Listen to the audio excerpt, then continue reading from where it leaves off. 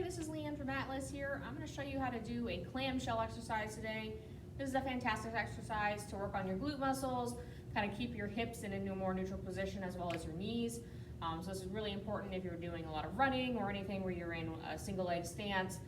You want to be able to kind of keep those knees in the correct position, and that actually comes from good hip strength. So a clamshell exercise, you can either do it with a resistance band tied into a loop like this one, or you can do it without it to start, but you're going to be lying on your side. You're going to put the band around your knees, like so. Okay, you can relax all the way down on your side. You're going to bring your knees bent so that your feet are in line with your hips.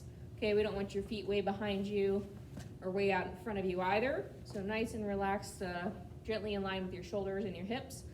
You want your head to be supported in a straight position. Okay, we don't want you like cranked up or really relaxed on the floor. So nice and neutral.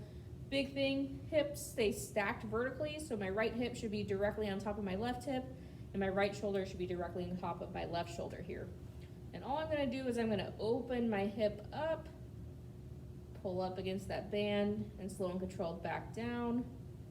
What we don't want to see is that you're kind of rolling your whole hip open. Okay, we want to keep it nice and isolated in that glute muscle. It's okay to start the pull from the back side of your hip, but what we don't want is that rolling open motion. Okay, and so you should really be feeling the work here in your glute muscle. We don't want to feel it so much up here in the upper leg or in your low back. So if you're feeling it in one of those places, kind of reset and take a moment to make sure that we're doing the exercise correctly. So just straight up and down.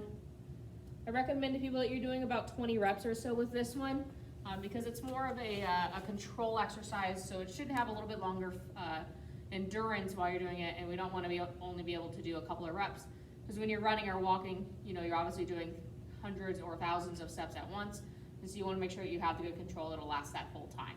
This should really help prevent knee injuries. It also can help with back discomfort.